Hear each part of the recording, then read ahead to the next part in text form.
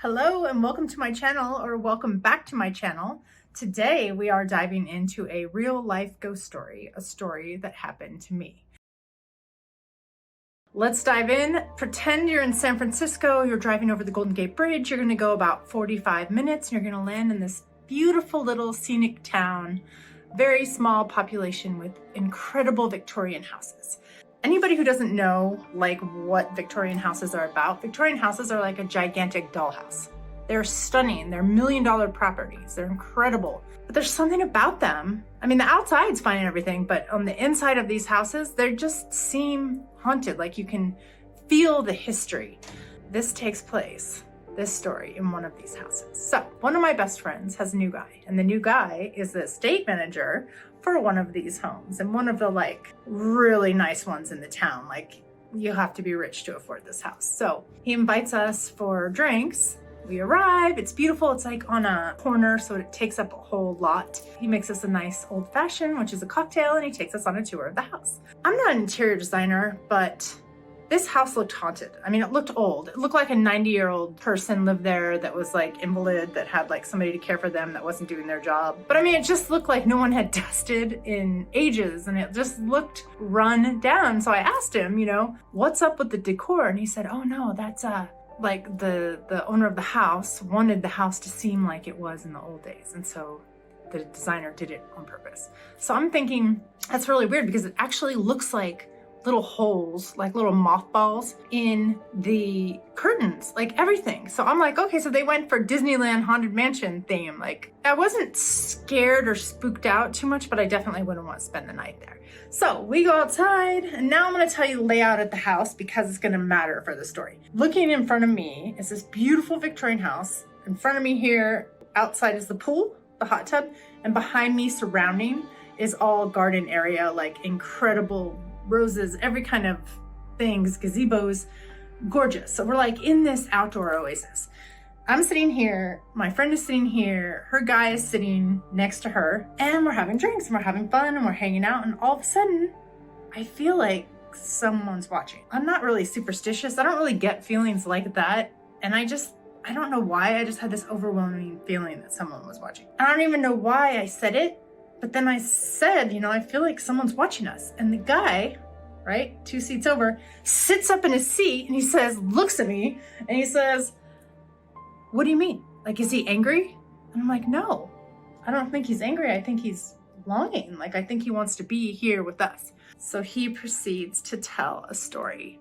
His story goes like this. Now, I'm going to do a disclaimer. This is not a good story. I'm excited because it's a ghost story, but it's not a good story what I'm about to tell you. So if you have any problems with death or suicide, I'm just warning you now, turn it off and turn it on in about 30 seconds.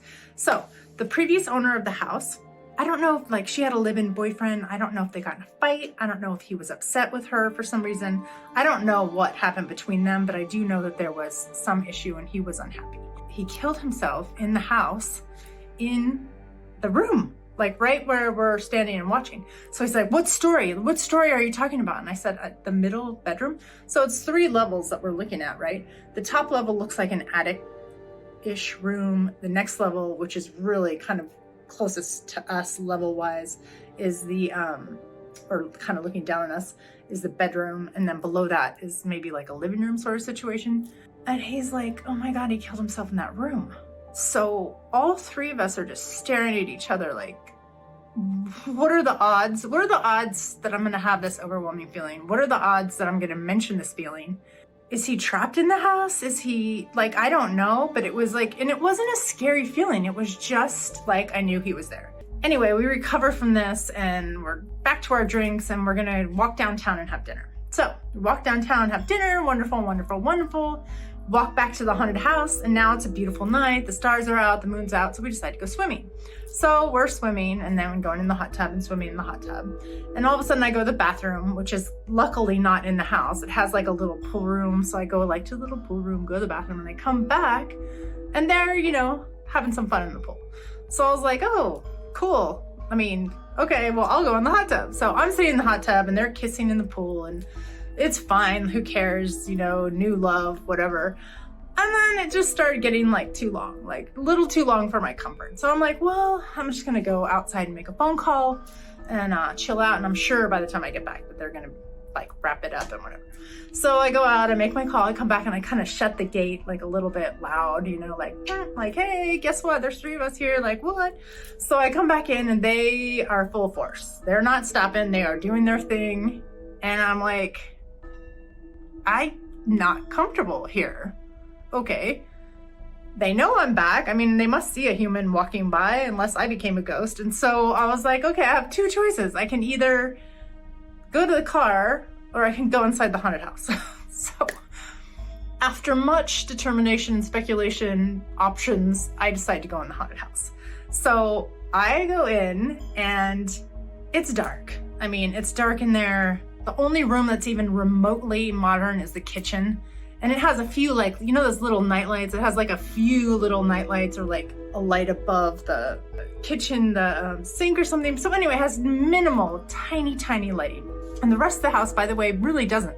It's like moonlight and starlight. It's like terrifying. So I'm like, okay, now it's already like 1 a.m. So, you know, it's already witching hour. Here I am by myself, sitting on a little bench, like waiting for my friends to wrap it up. Okay, so I'm thinking, you know, this can't go on very long, so just chill out. So I'm just like hanging, you know, doing my thing, like sitting on my bench, you know, waiting. And finally I realized, I'm like, this is not stopping. This isn't stopping. They're not. So I'm gonna go out there. So I like march out there like the camp counselor. I'm like, guys, come on, man. There's like 3 of us. Guys, come on. Guys. And they are like, no, not even, I don't even know if they heard me. Like they were so into their thing. And I'm like, okay, this is crazy. I go back in. I'm like sitting on my little bench, like, okay, I'm just gonna sit here and like hang out with my ghost friend and chill.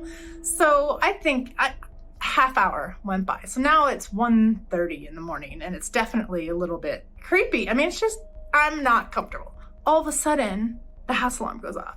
And the house alarm is really loud, and this is a small neighborhood, and there are neighbors, like, in every turn there's a neighbor. And I'm like, oh my God, this is the best thing ever, because now they're gonna have to stop, and then he's gonna have to come turn the alarm off because he's the house manager, but they don't. They keep going. It's as if the house alarm at 1:30 in the morning is not going off. They will not stop. I peek my head out. Nope, they're more intense now. So I'm like, what will it take? Like, what's it gonna take? So I'm sitting there, and this, I would say it was 10 minutes the alarm was going off. And I'm sitting there, and all of a sudden I realized, I think my ghost did the alarm. I think he did the alarm because he was mad too. Like, on some level, the 4 of us were having a great time, and then all of a sudden the 2 of us were. Then all of a sudden I'm in the house. I don't know this ghost very well. Like, it's awkward for us. Everything becomes weird. I'm like stuck there. You know, I had the car, so I like couldn't leave. Looking back, I should have just left. And I think he did it for me. And it was the cutest thing. Like, I got another overwhelming feeling that this was my ghost pulling a prank on my friends. He's like, don't worry, I got this. I'm gonna shut them down. Watch me do it. But it didn't even work. That was the worst part. It didn't work. I don't know, probably 15 minutes went by total. Finally, the guy comes in and he is trying to shut the alarm off, and he has the iPad and he's like doing the thing, the alarm won't shut off. He's like doing the thing. Now it's like 1:45. Doing the thing, shutting the, no, it won't shut off. So I think the ghost, he was like gonna mess him up. He was like, oh no, guess what? You're gonna pay for this. I'm not shutting the alarm off. I can't remember for sure, but I'm pretty sure when we left, the alarm was still going off. So to this day, I love my ghost. He's my favorite. I thank him for making himself known to me. I'm sorry his life ended. I hope he's not stuck in that house, but wow, to this day, and maybe for the rest of my life, he is my favorite ghost. So I hope you enjoyed my real life ghost story. If anyone has one of their own, please feel free to comment. Like, let me know your ghost story. Let me know if you have a friend who has a ghost story, especially if it's a good or funny one, or a ghost was like helping you out. I would love to know. The next video is gonna be on Typhoid Mary, the most dangerous woman of the last century, or 2 centuries ago, really. And I found out some juicy stuff about her, so it's gonna be a fun video. Thank you for joining me. I really appreciate your support. And until the next time, sit back, relax, and don't forget to lock your door. Have a great one.